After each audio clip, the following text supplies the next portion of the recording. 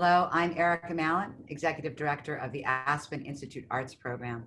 Thank you for joining us for this special pre-release screening of the documentary film Aggie, and for this very special conversation about the film. This event is made possible by the Institute's Eisner Lauder New Views documentary and dialogue series. The series features compelling and thought-provoking films and in-depth conversations about them. That Agnes Gunn's story is a compelling one is undeniable. She took risks as a woman during a time when very few did or felt that they could, to follow her passion and to ultimately become a fearless and fierce advocate of artists and social justice issues. So I'm so pleased to introduce you to our panelists today to discuss the film, Agnes, and the impact of the Art for Justice Fund. First, we are thrilled to have filmmaker and Agnes's daughter, Catherine Gunn. We are also so thrilled to have author, poet, and Art for Justice Fund fellow Mahogany Browne. And also so pleased to have with us the Institute's Director of the Criminal Justice Reform Initiative, Dr. Doug Wood.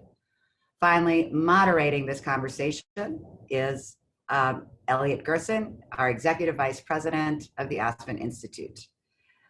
Again, we are so honored to have this panel, and thank you for joining us. And I'll turn it over to you, Elliot. Thank you, Erika. Also like to thank Michael Eisner and Leonard Lauder, our very generous trustees, for this extraordinary series that we're fortunate to be able to produce. And this is going to be a delight to have an opportunity to chat with these three remarkable people. It's a terrific and very inspiring film with wonderful art, a wonderful person, and a wonderful, urgent, and timely cause. And Catherine, unlike your mother, I hope this film will be seen by a lot of people. It can't be seen, as she says, possibly by too many people. So if we can, let's start with you, Catherine. And what we're going to do is discuss the film, maybe a little bit about the art, and of course, the cause and the Art for Justice Fund. Obviously anybody watching this film is going to wonder about the challenges of someone doing a film about her mother. And first of all, she seemed a reluctant movie star. So how did you convince her to do this wonderful project with you?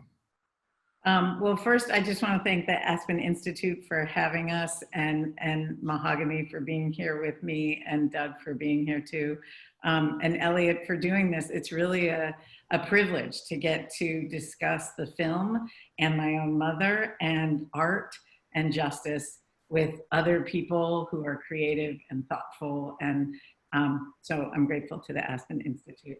And you hit the nail on the head.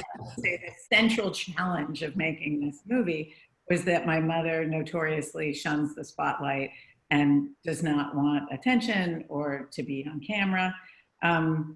And so on the one hand, I had to convince her she was worth making a movie about, but at the same time, not undermine one of the main things that makes her so compelling, which is it's not only humility, but her insistence on networks of care and ways and places to be in community and to make community. And she's very much not about herself as an individual person. So the truth of how it actually came to be was that I wasn't making a movie. I thought, I like to archive everything. I love archives. I like to mine archives and find meaning, especially through video footage before the advent of the iPhone, before whatever, 2004, 2007, but also photographs and whatnot. And I realized I didn't really have any material of my mother on video. So I thought I'd do some interviews, and they were terrible. Talking head interviews, I think, should be outlawed anyway, but she was the worst subject and I was a hideous interlocutor. And I just said, well, I don't want to do that anymore. So why don't I just film you talking to the kids? And she did. And then we realized that was kind of fun. And I didn't tell them what I wanted them to ask her about or anything. And they had these beautiful conversations, and she said, oh, we could talk to Glenn, I could talk to Julie, and I could talk to Dorothy Lichtenstein. And so after I'd done about 10 or 12 of these, I realized I should probably make a film. And we did over 35 of the, they don't, nearly half of them don't actually appear in the movie because they were so plentiful. But we did all these, and I kind of, as a filmmaker, love the conversations, because not only do they show you this parallax of her life, this sort of prism of how she reflects and grows and learns and shines based on the people in her world.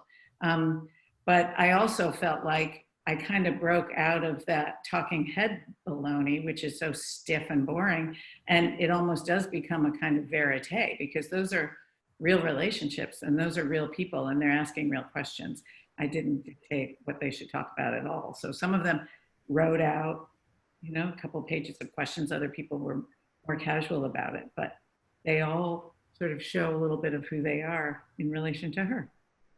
So once you convinced her to do it, and once you were in the project, how did you just toggle between sort of being daughter and director? I mean, how much, doing other films, how much harder or easier was the actual process? Oh, well, it was much harder because she won't talk to me. She talks to me prolifically when we're not on camera. But you saw that the sort of little pieces, which are when I'm in the car with her, in the back of the car, and I would just take out my cell phone and just, ask her a question. And those are funny. I don't know if people stay till the end of the credits, but there's another one at the end where I say, so now what do you think of the movie? And she says, the movie's great. What movie? And and I just sort of threw up my hands. I was like, there's like her inability to focus on the fact that we were doing this thing together. But it was, I did learn a lot of things making it. And and it was totally different than, I realized I only made this movie because she created Art for Justice, because she did a very unique thing. And she sold a painting with the intention of investing in imagination to end mass incarceration. And she didn't do it as a transactional. She's not someone who sells, as you can see from early in the movie. She doesn't sell the artwork to make more money. She doesn't approach it as an investment. She buys things and gives them to museums so that more people can see them and so that the artists get more recognition and get more visibility. So for her to create this alchemy with the intention behind it, behind the sale, it completely transformed what that experience was like. And I thought more people should do it, whether they had an expensive painting or not. There's every which way. We can all do more, we can all do better, we can all participate in this project of trying to achieve justice, which is hard to say in the midst of this campaign season and after that hideous debate. We are in a place where everyone needs to access their agency. And that's what I want people to take away from this, is that she, as you said in the introduction, she was someone who did things that weren't expected. And I don't think she even expected them. And I want us all to do that. Well, let's hope, and I think it will inspire many other people to do similar things. I think we all think we know our mothers pretty well. Did you learn new things about your mother while you were doing this film? I learned that part of her questioning is not just deflecting, but that it's actually a way that she nurtures and feeds her own soul and her own growth and evolution, and that she was really a model. Is more explicitly now a model for me of someone who doesn't pretend to have all the answers, doesn't say, I'm older than you, or I'm 82 years old and I'm done. She's never fixed herself in one place. And so this questioning is really her way of engaging with the world. And that was a new understanding for me, especially on the macro, but especially in terms of her relationship with me, that there was a way that even though she didn't always know what I was up to or didn't always know what I was going to say or do, she never veered away from believing that it would be important. And I think that's the biggest. Well, this film is about her influence on the world, and you were just talking, as you did, makes me want to ask a little bit about her influence on you, and whether how you think how she influenced you as a filmmaker, as someone who appreciates art, as someone who is troubled by injustice. I mean, what did you learn from this experience about, or how did you remember from this experience your own childhood and maturity under her influence? How did she influence how you look at the world? Well, I hope that it's in a similar way to how I want the film to influence people, which is not necessarily that people even identify with Aggie.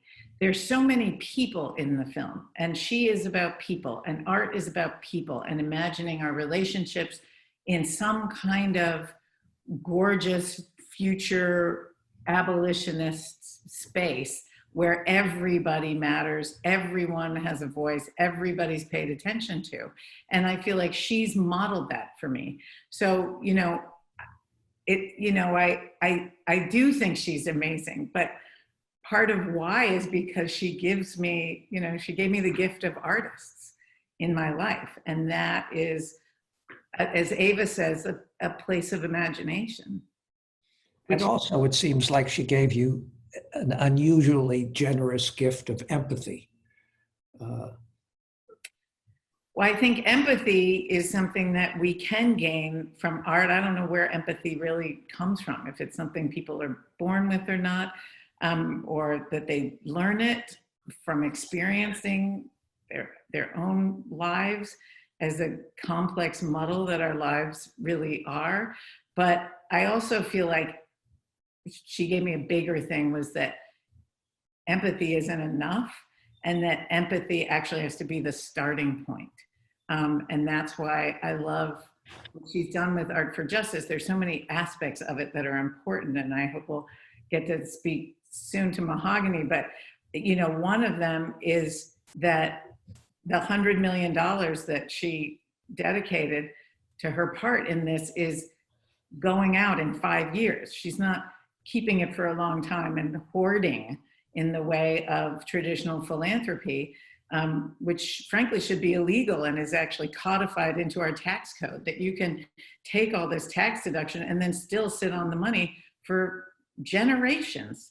And instead she said this, I don't have the answers. This movement's been going for a long time, and it's just getting bigger and bigger and bigger, as there are now over 2 million people incarcerated. There are over 4 million people under supervision, either in parole or in probation. And that's a lot of people, and it's not even a stagnant number. That number is turning over all the time. And if we don't acknowledge what we're doing to ourselves as humans, we're not gonna be able to change. So for my mother, she said, let's get this money into the field. And so we've given $20 million a year for 3.5 years. And now there's other donors and even incredible artists who have joined us. And so we have a sixth year of giving another 20 million away, we hope. And, I think the idea was really, it's like a reparations, almost like get the money into the field and let leaders decide how to use it and what needs to be done, because Aggie doesn't know, and she knows she doesn't know, and I don't know, and I know I don't know, and we educate ourselves as well as we can. But that's got to be the action that follows on the back of any empathy. Well, that's a wonderful introduction to a conversation with Mahogany and then with Doug. And you said that you made the film to illuminate the truth that justice doesn't yet exist We have to create it. And that's exactly the point you just made. Empathy alone isn't enough. You have to do something about it. And so Mahogany, let's just talk about that a little bit now. As an artist, a performance poet, and now a proud Art for Justice Fund Fellow, what is the significance of this fund for you? What does it mean for you, and what do you think it's going to mean for other artists? Art for Justice came to me during a time that I didn't realize I needed it most.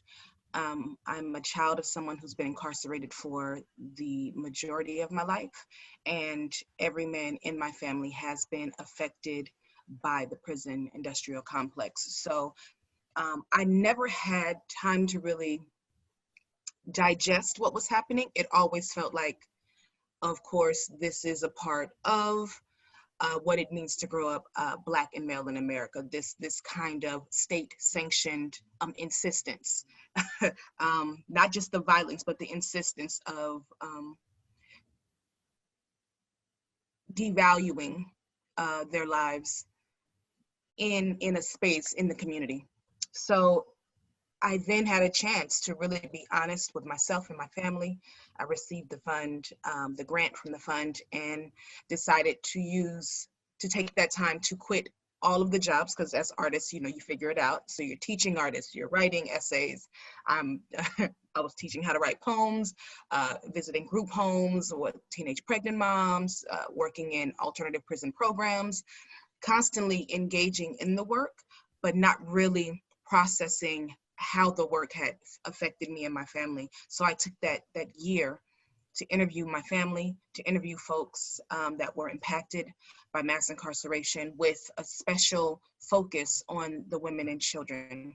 And what came from that were these life-altering collaborations. That one project that I finished in 2019 and was made into a long-form book and a book of essays, then allowed me to work with Russell Craig, who is a visual artist. And I just interviewed him once, and I was like, but you have to tell your story. Like, why don't we know these things about you? The fact that you taught yourself to paint and read in the middle of this mass incarceration epidemic that you were a victim of, and still you rose. And I wanted to look at his story specifically because he reminded me so much of my family.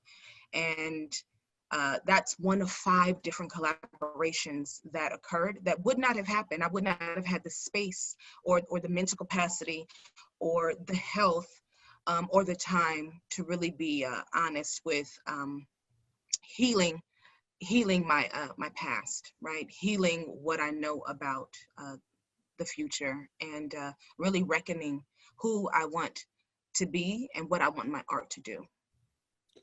So what other kinds of art are you now thinking about, inspired by this and the new relationships that you have, artists that you might want to collaborate with? Do you have, how is this experience and your fellowship sort of changing your own aspirations or the prism through which, you look at life? It's funny because before I didn't realize how much of my work was a response to scarcity. I was responding from a space of not enough, not good enough, not worth the light, not worth the discussion. If you're too angry, they won't talk to you. If you're too angry, if you tell too much of the truth, they will turn off the mic.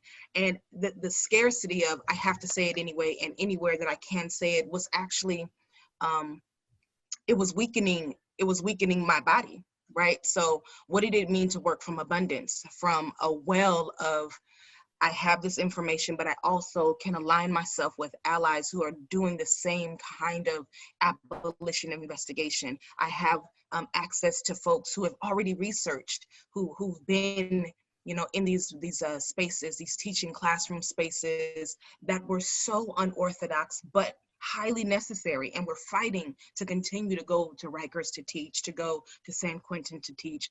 And I didn't know how to, I didn't have the muscle to articulate it. So meeting these folks, like Lisa Jesse Peterson and Clint Smith, Mitch Jackson, Samora Pender-Hughes, Valeria Lucelli, like those are, as you said, the North Star. Those are my North Stars. Like I can always look to what my cohort and my comrades are doing and re-envision the question of not just why aren't prisons obsolete, but how to make them obsolete.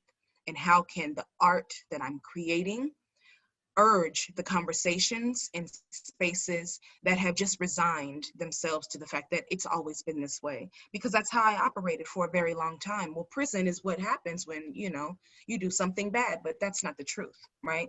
That's the fantasy. That's a great rom-com novel waiting to happen, but it has been set up and designed for certain folks to suffer, to be penalized.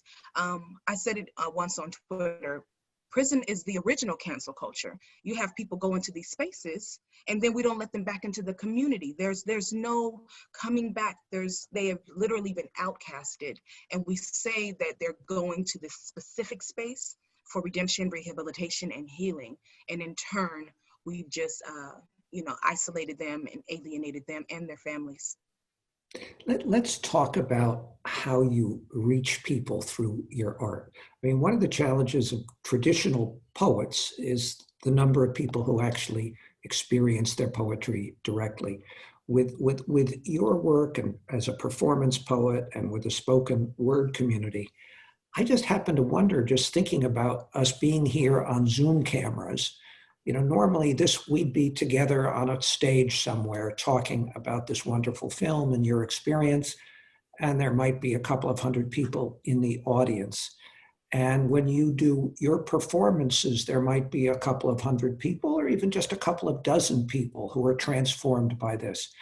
Is there an opportunity in this horrific pandemic and people's new experiences in the virtual world, perhaps for your art to reach even more people than it ever has before? I mean, most certainly.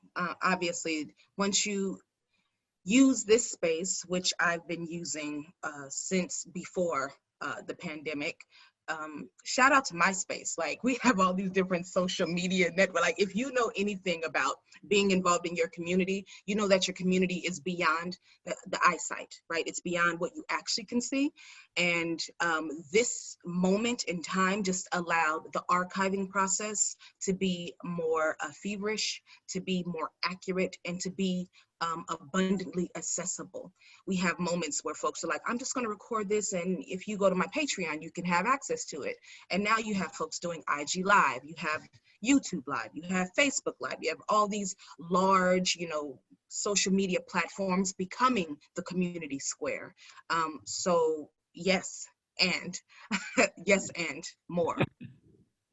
So I noticed that in your work, that in addition to the other things you do, you've written some books for children, and in those books, there's you attack the same kinds of themes and injustice, and particularly the challenges to Black girls and young people.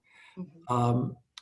Just tell us a little bit about how you the importance of reaching young people and children, and how you do that, especially about these very challenging and difficult issues. Thank you for that. So Woke was the last project. It's a children's anthology of poems. It's about raising global citizens. It's about preparing these young people to be more than just consumers, but to be active in their critical thinking skills, in their ability to forgive and to be empathetic. I believe that Woke, A Young Poet's Call to Justice, which was written with 2 other poets and illustrated completely. I believe that if that was available 50, 60 years before, it would not be such a harrowing task to talk to Congress about restorative justice.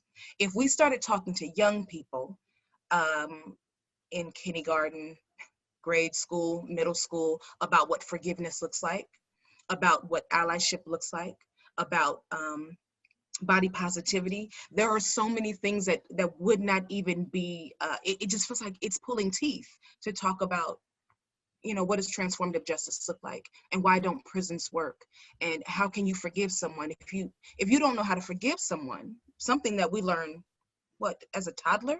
Is that fair, Kat? As a toddler, you're like, did you hit someone? Say sorry. Did you take that without asking? Say, like, if you're asking for forgiveness and you're learning these standards for being a global citizen, for being a citizen in your home, then when it's time to have a conversation about the larger community, it's not so foreign. But you have folks who walk around as if, you know, they never have to think about restorative justice, because this is my box, this is where I live, and you can't come in. But that's not real life, and that's not sustainable. So I love that I'm able to write these poems for young people, because they will actually make sure that we get it right tomorrow. And also Mahogany has even a book for even younger children named Woke Baby. And it's Yes. the cutest book you've ever seen. You got to start, and I mean, if you look at newborns now, and it just talks about what newborn life is, which is them yelling and crying when they need something, telling you no with their voice, stretching their body, you know, raising their hands in the air for justice. Yeah. So I have all these moments where I'm like, they were already activists. It was the adults that filtered this identity, you know, that these young human souls weren't ready for a revolution, but they are the revolution. Look at how they cry and tell you no. Look how they reach for what is theirs. Look how they refuse to be silent. Let's talk about a different population and the power of art, and your art in particular. And those are prisoners and men and women who have recently left prison. What is your experience about the power of art and the expressive forms that you're able to share with them as they go on their journeys and in recovery? I mean, how powerful can that be?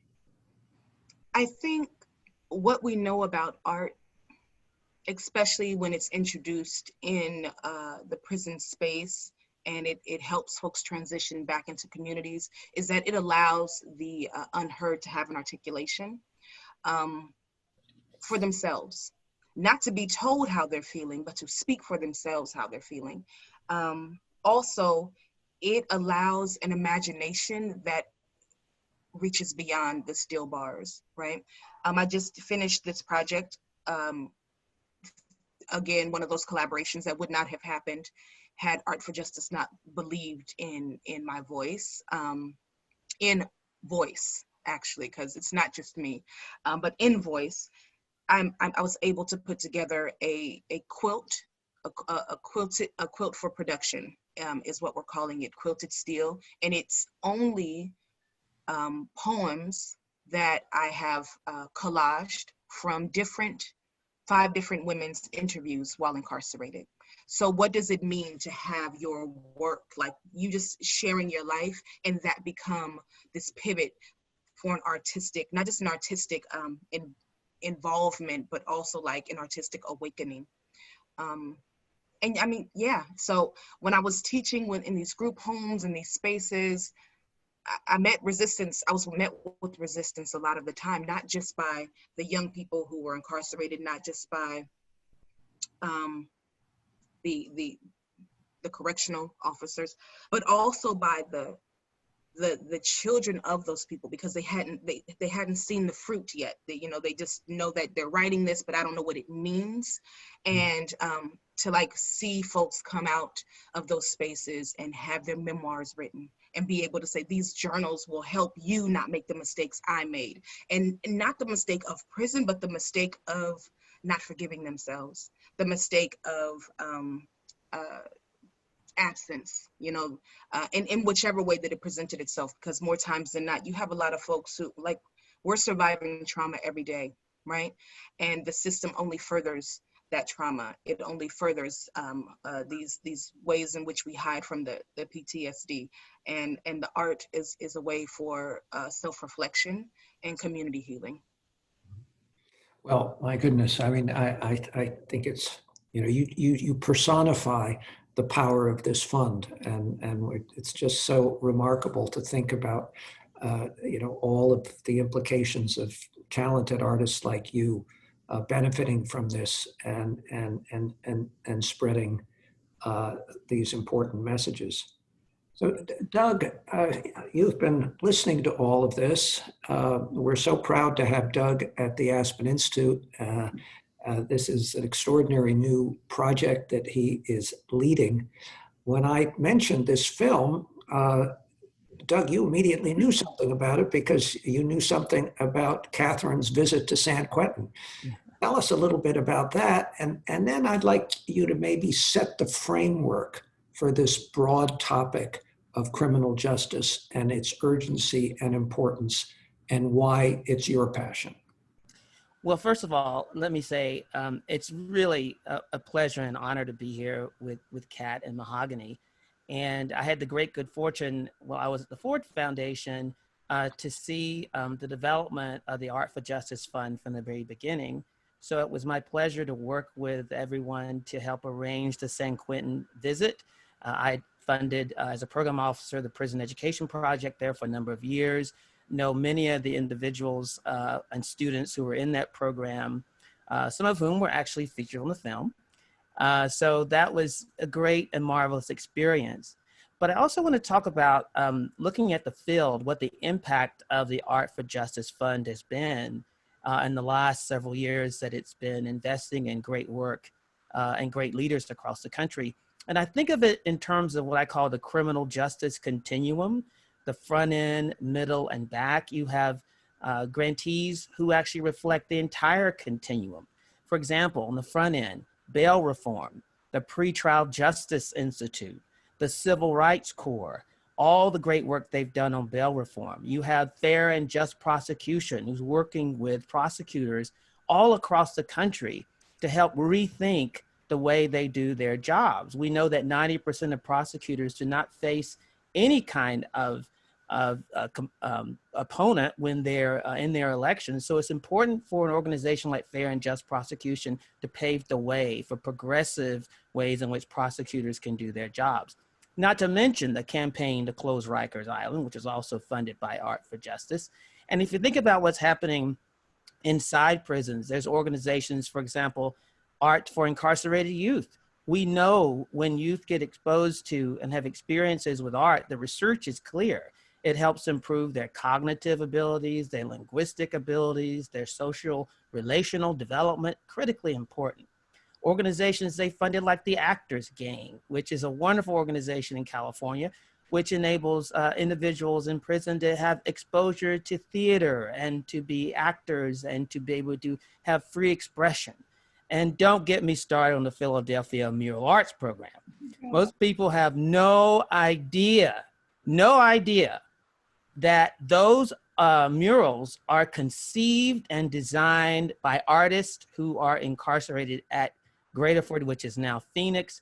People from all over the world come to see the Mural Arts Program, have no idea that that comes from artists inside. And the other beauty about the Mural Arts Program is they've created a wonderful reentry fellowship and a guild program so that artists, when they come out, they can be working as interns with other artists and also continuing to do what the Mural Arts Program calls art in action in communities. And then, of course, the reentry side of it. Art for Justice helped fund the Renewing Communities Initiative, which means that every single prisoner in the state of California has access to a high-quality post-secondary credential. It was the feature cover article for the Stanford Social Innovation Review this year, and also funded the Campaign for Second Chance Pell, which is now expanded to 42 states and the District of Columbia. Strengthening leadership in terms of individuals who are formerly incarcerated, such as Just Leadership USA and Forward Justice. And then, of course, funding anchor organizations like the Equal Justice Initiative, which is a wonderful program, of course, from Brian Stevenson, and the Alliance for Safety and Justice. And the last thing I want to say is the whole issue around narrative change. Art for Justice has funded, Color Change, which has done remarkable work in Hollywood lately to help rethink what happens in writers' rooms, to rethink police shows that are very limited in how they perceive individuals who are incarcerated in communities. And I want to go back again to the notion of community. Many of these artists that the Art for Justice Fund has supported are individuals in their communities. Now more than ever, it's important for communities to have the ability to have the self-determination for their own safety. And the Art for Justice Fund funds artists to do just that. I'm sorry I got on a roll there. So No, we could listen to you for hours. I'm glad you're on that role. We're so delighted you're on that role. Let's talk about a different role we can get on. What can we do, Doug? You're focused on really transforming this system. What can we do when you combine the fund and the artists who are funded by it to actually change public policy in this country? What do you think needs to happen? How can it happen? And how can these efforts and these fellow travelers in this effort, artists in particular, how can we, really catalyze real change? I mean, this is a deep systemic scar on this country, and you want to remove it. How? Well, I think one of the beauties of artists, among many other things, is that they're absolutely tied to their communities. And if you think about what's happened, we know this before COVID, there are spatial concentrations of poverty and incarceration in neighborhoods and communities all across the country, with overlapping inequalities when it comes to education and health and issues around economic inequality, which COVID has laid bare. And so I think it's important for artists to continue to have free expression and to be a part of the movement around criminal justice transformation. Notice I didn't say criminal justice reform, I said criminal justice transformation.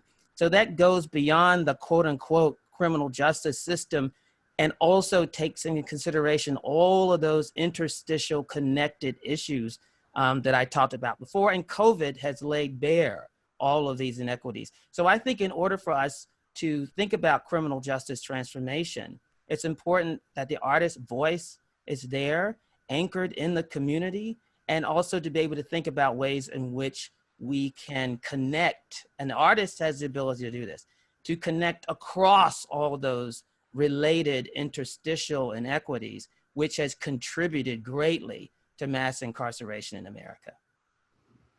So let me just open it up before, we're running out of time, just comments and maybe a chance for Mahogany and Catherine and Doug, you to talk really among yourselves about some of the themes we brought out. But, we are now, the country is at an extraordinary moment, particularly in the history of race in America. And, and as you said, the inequities have been laid bare by this pandemic in a way that people of conscience have seen for a long time. But now more people than ever are seeing just how profound these challenges are. Are we at a moment where we can see substantial change, and one where we can proudly say, where Catherine in particular could proudly say that this fund, inspired by her mother, and other funds like it that may be inspired by this, will actually make a lasting difference? To me, I think that Art for Justice occupies a really unique space in that sort of world that you were just laying out. It is a philanthropy, it is a fund, but I think it recognizes philanthropy as one part of a sort of, we call it the three-legged stool of artists and activists. And, obviously, if you look at me, I'm all three of those things. And everyone in Art for Justice in our beloved community, I think, has begun more and more to understand and see that they are all three of those things.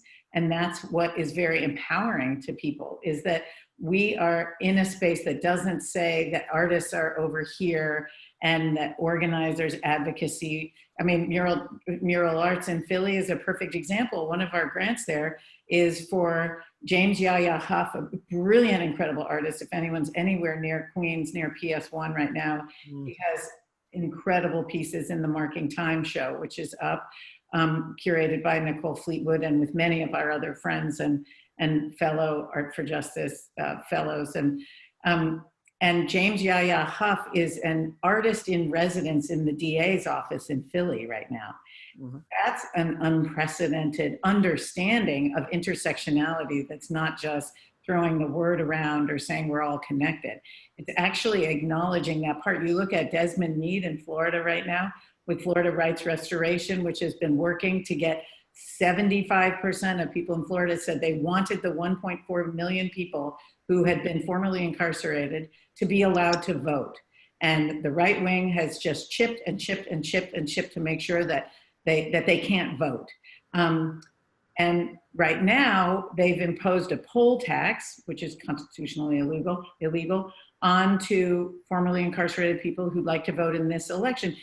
Desmond Meade, as the leader of this movement and of Florida Rights Restoration, is an artist. He immediately looks at a situation like that and tries to untangle, how to problem solve, to critically arrive at a solution that he says, okay, if they have to do community service, we'll engage them as people who are going to go around and get out the vote and register their fellow formerly incarcerated people. I mean, he's the creativity in his mind. He is an artist. And all my life, I've thought my mother was an artist, and she will always bizarrely say, like, I can't draw a cat, as if most artists can't draw a cat. But, you know, like the fact that in this film, I think she finally realized that by her own definition, she is an artist, and everyone in our Art for Justice world is also an artist. And we have to move from there if we're going to achieve narrative change, because Brian Stevenson always talks about what Doug so clearly just laid out, which is that policy change is downstream from culture change, from the narrative change. And we need everyone to be on this understanding, which is why it links again to Mahogany, what you said about voice, and Aggie's internally very coherent line from Studio in a School to Art for Justice, which some people see as one's about young children and arts education, the other's about incarceration and the prison industrial complex. They're the exact same thing, in my opinion, because they're about her recognizing that there are people who don't have a voice. And if public education students don't get any arts, they are only in classes where they're asked what the answer is. They're never asked what they thought, what they think. And Giancarlo says that in the film. He says, I went to the art room. It's the only place anybody asked me for my voice. Like it gave me a question, listened to what I had to say. And it's the same thing when she goes into San Quentin, she sees artists in San Quentin who are caged and buried alive and who can't contribute their gifts to society. And, you know, anyway, I don't even know where that began, but. No, it's great, but let me It landed. just ask sort of as a sort of a closing question for all of you, which is, for the people who are going to be inspired by this film, and even the smaller number of people who are going to be inspired by listening to you today, what can they do? You know, what can they do, you know, to make a difference in this area?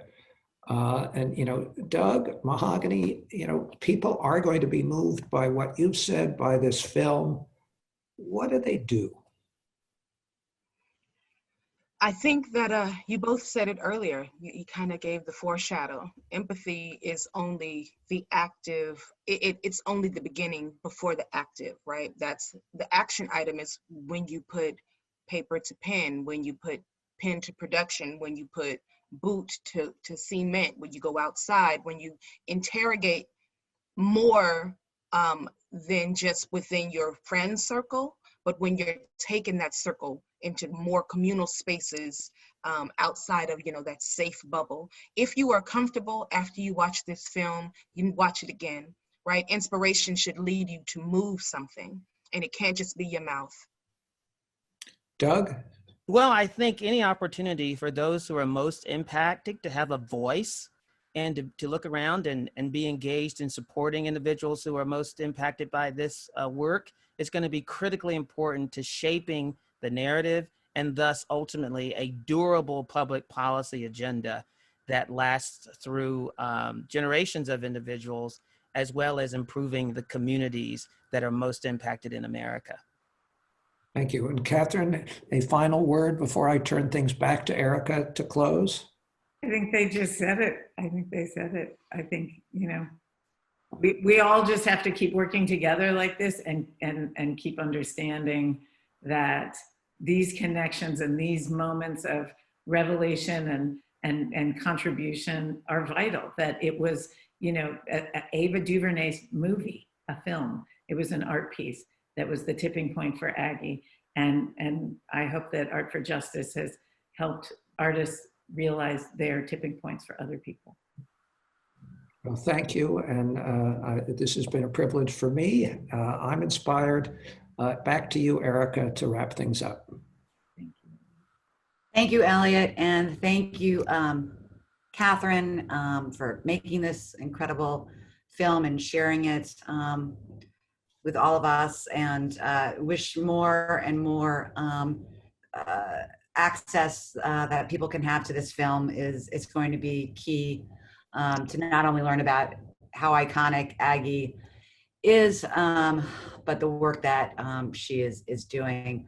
And Mahogany, thank you so much for being. I think what both you and Doug said about the continuum and the narrative change and the empathy that's needed to change public policy is so important at this moment, but at all moments, past and future. So completely honored to have all of you with us. And I think, you know, we should just have another conversation at another time, and, you know, we'll just keep it going. So thank you all again, and much luck, and look forward to seeing you all in person at some point. Thank you. Thank you. Thank you. Thank you.